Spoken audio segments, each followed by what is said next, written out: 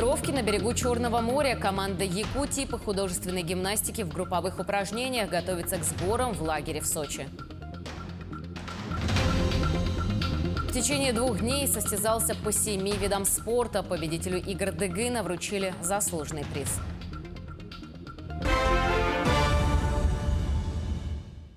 Спустя больше полувека в поселке Сангар построен новый аэропорт.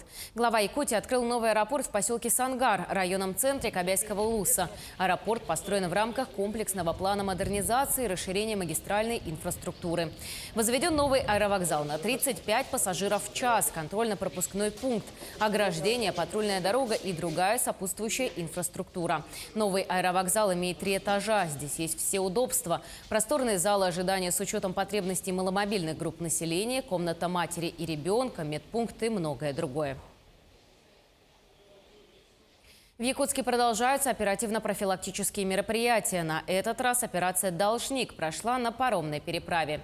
Сотрудники Северо-Восточного линейного управления МВД провели проверку на наличие задолженностей. Пассажиры парома, следующего из Якутска в Нижний Бестях и обратно, получили возможность проверить себя в базе данных служебных приставов. Граждане, обнаружившие неоплаченные обязательства, получили повестки о явке на прием к судебному приставу-исполнителю. Количество погибших в ДТП в республике с начала этого года достигло 31 человека. Так, только в период с 20 по 23 июня 8 человек погибли в Имиконском, Усть-Алданском, Нюрбинском и Чурапчинском районах. Всего с начала года зарегистрировано 325 дорожных происшествий. Между тем, за минувшие выходные в ходе рейдов сотрудниками ГИБДД было составлено более 1500 административных материалов. Выявлено более 67 человек, управлявших транспортом без водительского удостоверения. Кроме того, специалисты задержали 72 нетрезвых водителя, из которых 7 сели за руль в состоянии опьянения повторно. В Нейрюнгре активными темпами ведутся ремонтные дорожные работы. Администрация города ведет постоянный контроль качества работ, выполняемых подрядчиком. Какие улицы обновят в этом году, расскажем в нашем материале.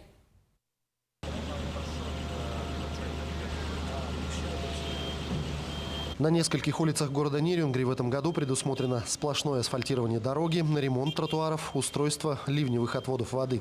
Все работы ведутся строго в соответствии с графиком. На сегодняшний день идут работы по сплошному асфальтированию проспекта Дружбы народов со всеми примыканиями и перекрестками. На данный момент ведутся работы на пересечении Карла Маркса Дружбы народов. Здесь работы будут проводиться до конца недели. Ну и в дальнейшем подрядные организации перейдут на другие участки дорог со стороны Нейрюнгри-банка. Это только что касается Дружбы народов. Также дополнительно у нас на сегодняшний день мы ждем выделения бюджетных денежных средств с Республики Саха-Якутия. С республиканского бюджета наш бюджет сформирован на улицу Южно-Якутская. Это одна из наших проблемных, таких больших улиц с большим трафиком, которую надо в срочном порядке отремонтировать. Также большой объем предусмотрен в этом году по ямочному ремонту дорожного полотна. В прошлом году работы велись стройно-инжекционным способом, однако прошедшая зима показала его низкую эффективность. В этом году принято решение вернуться к проверенному способу инфракрасного нагревания. Суровая зима с большим осадком снега и такая перепадочная весна дало результат этого пневмонабрызга, так называемого. Почему мы ушли от этой системы? Мы перешли на именно инфракрасный прогрев с вырезом асфальта для того, чтобы надежно уложить эти ямы, и там больше они не вскрывались ежегодно, и не вкладывать в это деньги. 8 тысяч, получается, квадратов чисто на автомобильной дороге, также на такое же количество асфальта на внутриквартальные проезды заложено на сегодняшний день. И дальше будем исходить из ситуации. Если где-то чего-то не хватит, в принципе, бюджетные средства мы предусматриваем, доложить конкретно в там участке, где не хватит асфальта. Все ремонтные работы, запланированные в этом году, должны закончиться уже к концу июля. А значит, уже совсем скоро передвижение по Нейрюнгринским улицам станет комфортнее и безопаснее. Иван Лазаренко, Вадим Барашков, Нейрюнгри. 28 июня прошло заседание оперативного штаба, на котором была обсуждена пожарная обстановка на территории республики и предпринимаемые меры тушения. Зарегистрировано всего 15 лесных пожаров, из них на данный момент тушат 7. Сохраняются чрезвычайно высокие 4 и 5 классы пожарной опасности. По прогнозам, в центральной и восточной части температура достигнет 38 градусов, и в нескольких районах ожидаются умеренные дожди. в Усмайском УУСе, также есть пожар в Амгинском, в Алёкинском, в Аймиконском, Момском районах. Задействовано уже около 150 человек личного состава лесопожарных формирований. 3 единицы техники, работают 3 вертолета сейчас. Ну и на патрулирование вышли 18 воздушных судов. Также по Усмае мы усиливаемся. Сейчас завозим федеральную группировку ФБО и лесохрана в количестве 53 человек. Они вот буквально недавно выехали с Якутска. Вертолет туда уже летит. Взрывчатые материалы также завезли уже. Поэтому по пожарам, по всем будет усиление. Ну и по Алданскому району усиливаемся еще. В одном из торговых центров Якутска прошли пожарно-тактические учения. Были привлечены силы Якутского пожарно-спасательного гарнизона, задачей которых являлось спасение пострадавшего. Подобные учения проводятся ежемесячно и в основном на объектах, наиболее приближенных к реальной обстановке на пожарах. После объявления пожарной тревоги, спустя всего каких-то 4 минуты, все службы приехали на место. Оставалось только одно – развернуть пожарные рукава и надеть защитные костюмы. Спасатели действовали слаженно и профессионально, что подтверждает быструю эвакуацию 7 пострадавших. Главная задача была это спасение звена, непосредственно спасение людей. У нас было водное звено ГДЗ «Терпит бедствие», отрезанное огнем. Был создан необходимый боевой участок на спасение звена, и задачи успешно справились. Как советуют сами спасатели, при подозрении на возгорание главное не поднимать паники и действовать согласно инструкции. Ну, в этом плане надо, если слышишь пожарную тревогу, не думать, что это учение, а конкретно действовать по инструкциям. То есть в каждом предприятии есть инструкции, при котором они что-то там, кто-то где-то работает, ну, то есть пожарные расчеты у них есть на предприятиях, кто что эвакуирует, чтобы они действовали согласно вот этим. Подобные учения только повышают профессионализм наших спасателей. Но нам не стоит забывать о том, что наша жизнь зависит только от нас самих. Евгений Байдин, Георгий Григорьев, Якутск. Роспотребнадзор объявил о результатах исследований проб воды и песка с пляжей 3 населенных пунктах республики. На сегодня заключение о соответствии санитарно-эпидемиологическим требованиям получили только пляж на озере в Мегино-Кангаласском районе. В прошлом году на этот период официальное разрешение к открытию получили пляжи в Якутске и Вилюйске. Как отметили в службе технического обеспечения Якутска, открытие пляжа в 202 микрорайоне запланировано на 29-30 июня. В этот период ожидается положительное заключение Роспотребнадзора и официальное разрешение на открытие от ГИМС. Прокуратура города Якутска начала проверку в связи с ненадлежащим состоянием площадки для детей с особенностями развития, расположенной по адресу Октябрьская, 27/1. Инновационное игровое пространство было открыто в 2019 году, но уже в 2023 на нем образовалась большая яма из-за подземных вод. Местные жители утверждают, что с момента открытия площадки часто была закрыта по неизвестным причинам, и дети занимались на соседней. Доступ к данной детской площадке будет ограничен ввиду того, что она действительно представляет собой реальную угрозу для здоровья и жизни детей. Как мы видим, покрытие сильно разрушено, имеются вопросы также и к другим малым формам. По проверке будет дана оценка надлежащему содержанию данной детской площадки, кроме того, безопасному пребыванию на ней и другим вопросам. По результатам будут приняты исчерпывающие меры прокурорского реагирования. Ну а в Ленске не только база детского отдыха работает для детей в летний период, но и лагеря дневного пребывания при образовательных учреждениях. Так, на базе Центра доп. Образования СРГ этим летом отдохнут 225 школьников. Какая программа ожидает детей? В сюжете коллег. На зарядку становись. Утро детей, посещающих лагерь дневного пребывания, начинается с зарядки и завтрака в ресторане «Лена». Затем они или играют в Центре доп. Образования, или отправляются на экскурсию. В этом году у нас самая интересная, наверное, экскурсия была эта экскурсия в аэропорт. Благодаря директору аэропорта Черкашину Павлу Викторовичу у нас есть отряд, где одни мальчишки. И вот получилось договориться, ребята поехали в аэропорт, посмотрели, как взлетает самолет, как садится самолет, посетили взлетную полосу, посетили пожарную часть в аэропорту. Действительно, богатырь, который нас угощает и земляникой, и костяникой, и орешком, это лес. Сегодня дети побывали в детской библиотеке, где для них провели познавательную игру и мастер-класс по рисованию. Мы ходим по местностям разным, мы гуляем, ходим по всяким местам. Был наш ресторан возле речки. Питание трехразовое: завтрак, обед и полдник. Старшие дети находятся в лагере дневного пребывания до 15:00 часов, а младшие до 16. После обеда у них сон-час. Такой досуг детям в удовольствие.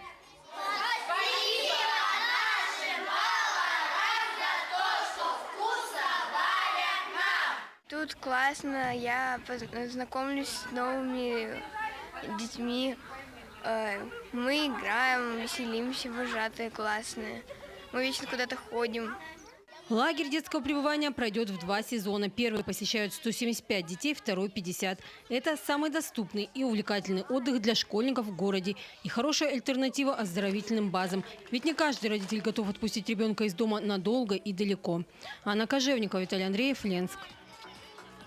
Состоялся семинар микробиологов в клинике СВФУ. Он прошел в рамках конгресса, посвященному столетию лабораторной службы Якутии. Одной из тем была чувствительность к антибиотиков микроорганизмов. На встрече присутствовали ведущие специалисты республики. В процессе данного семинара участники обменялись опытом, обсудили основные подходы и ключевые моменты для организации локального мониторинга. Данное мероприятие нацелено на помощь врачам в выборе более оптимального и эффективного препарата для антибактериальной терапии. Антимикробная резистентность сейчас одна из основных биологических угроз. Очень много осложнений у пациентов, вызванных резистентными микроорганизмами. Самое главное, что нужно сейчас сделать, это стандартизовать методы определения чувствительности и научиться мониторить вот эту вот ситуацию в стационарах и вовремя вносить какие-то корректирующие профилактические мероприятия. Качество и безопасность фруктов и ягод на прилавках магазинов сегодня под тщательным контролем сотрудников Россельхознадзора. Инспекторы исследуют продукцию местных производителей и ту, которую завезли. Заметно возросло и выращивание внутри республики, а также увеличение объемов поступления фруктов и овощей из Казахстана. Подробнее в следующем сюжете. Персики, черешни, виноград и арбузы. Летний сезон предлагает долгожданные гастрономические изыски. Наша съемочная группа съездила на крестьянский рынок, чтобы узнать отношение горожан на цены и качество фруктов и овощей, продаваемых в городе. Ценам, смотря на что. Есть что-то очень дорогое, что-то есть намного дешевле, чем в магазинах. Бывает и картошка 150, там 130, да, нам не по нашему пенсионерам, не по карману. Все равно маленько можно взять в магазинах подешевле. В летнее время всегда пытаюсь здесь покупать на Крестьянском, потому что я тут близко рядом живу. Прихожу один день, затариваюсь на неделю. Когда уже местная продукция уже будет, уже снизятся цены. В прошлом году то же самое было, можно нормальные цены купить там мясные овощи.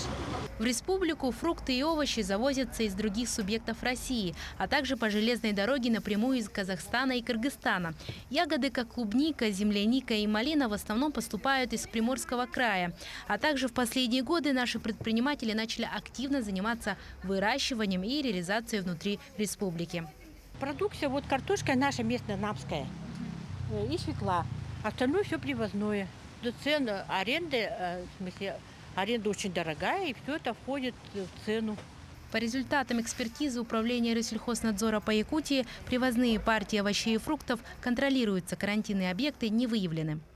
В результате контроля за ввозимой продукцией наблюдается заметное увеличение объемов поступления арбузов, дынь, репчатого лука напрямую из Казахстана. К примеру, в прошлом году поступило 55 вагонов лука репчатого, что составляет 3500 тонн, и арбузов около 22 тонн. В этом году первая партия арбузов прибыла из Республики Киргизия. Все партии проконтролированы, отобранные образцы проб направлены в лабораторию ФГБУ «Иркутская межобластная лаборатория». По заключениям экспертизы карантинные объекты не выявлены, и продукция выпущена в свободную реализацию по республике. В случае обнаружения насекомых или признаков, указывающих на заражение и засорение продукции растительного происхождения, то необходимо обратиться в отдел надзора в области карантина и качества зерна для незамедлительного реагирования. Лена Андреева, Джулсан Викентьев, Якутск. На сегодняшний день завершается основной этап проведения экзаменов государственной итоговой аттестации. 17 июня уже сдали экзамены девятиклассники, сейчас остались резервные дни ЕГЭ. Они предназначены тем, кто по уважительной причине пропустил или не сдал экзамены.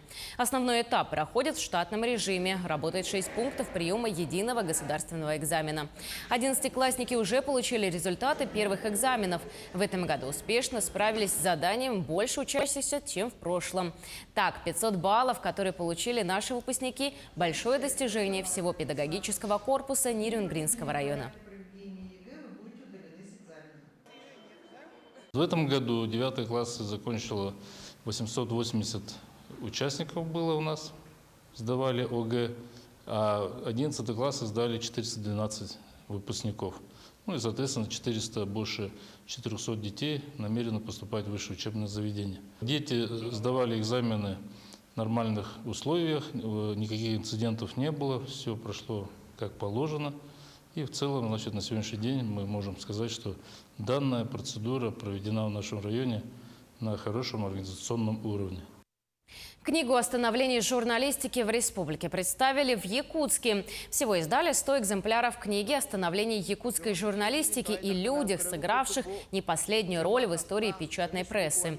Книга написана на якутском языке, издана в твердом переплете и состоит из 56 листов. Материалы для будущей книги собирались с 2020 года со страниц газеты «Саха-Сере». Свои воспоминания и статьи отправляли журналисты из районных изданий. В тренировочном лагере на берегу Черного моря проведет летние сборы команда Якутии по художественной гимнастике в групповых упражнениях. Сборная с 1 мая занимается на базе Олимпийской сборной России в Новогорске и теперь готовится к эффективным и сложным тренировкам в лагере Сочи в Дагомысе. Подробнее о впечатлениях гимнасток нам расскажет Марина Захарова. Сборы будут длиться 1,5 месяца, и подготовка новой программы для группы в самом разгаре. Поставлены задачи отработать движение с предметами, проработать моменты, в которых юные гимнастки испытывают трудности, и, конечно, укрепить командный дух. На тренировочной базе в Сочи подготовлены все необходимые для этого условия. Все очень продуктивно и хорошо. Мы составили упражнения с 2 предметами под очень красивую, хорошую музыку. Девочкам очень нравится, они большие молодцы. Впереди вот столько работы. Теперь все это поставлено, надо отрабатывать. Нужно продолжать совершенствовать себя, укрепляться, именно командный дух укреплять и просто работать. Вот. Пока на данный момент все очень неплохо. В зале гимнастки проводят много времени, около 12 часов в день, не считая перерывов на отдых. Но загруженный график тренировок ничуть не мешает учебе. Юные спортсменки закрыли учебный год на хорошо и отлично, и теперь предвкушают поездку в Сочи. Но не только ради моря, но и усердных тренировок, которые им так нравятся. Нам всем очень нравится. Тренировки тут, конечно, сложные, но мы терпим, стараемся. С утра обычно с 9 до 11:30 у нас хореография, а дальше до 2:30 у нас предметная подготовка. Потом у нас обед, отдых до 4. И до 7:30 мы делаем упражнения и ОФП. У меня все отлично. У меня тренировки проходят, с утра у нас бывает хореография, потом бывает мы разминаемся, либо делаем предметную подготовку. Потом мы уже повторяем свои новые упражнения. Будем очень трудиться, тренироваться, чтобы все получалось. Президент Федерации Республики по художественной гимнастике Людмила Николаева, которая была инициатором подготовки сборной республики на базе Олимпийской сборной в России в Новогорске, пристально и с большим вниманием следит за процессом подготовки спортсменок и находится в постоянном взаимодействии с тренерами и гимнастками. Тренировочный процесс, сопровождаемый дружественной атмосферой, интересная программа, костюмы, воодушевление гимнасток, слаженная работа в команде и твердое намерение добиться успехов на следующих играх «Дети Азии». Марина Захарова, Москва, Якутск. В этом году для жителей Мирного организовали бесплатные фитнес-тренировки. 3 раза в неделю все желающие алмазной столицы смогут посещать занятия, которые проводятся в парке отдыха. Более подробно смотрите далее. В Мирном достаточно созданы все необходимые условия для занятий физической культурой и спортом. Это подтверждают многочисленные спортивные площадки, которыми обустроены территории города. Теперь же для мирнинцев администрация города организовала фитнес-занятия в парке, которые проводятся не только с опытным специалистом, но и абсолютно за даром. Ну, на самом деле очень здорово. Вообще на свежем воздухе, в компании единомышленников такие мероприятия с пользой для себя, для здоровья, для души.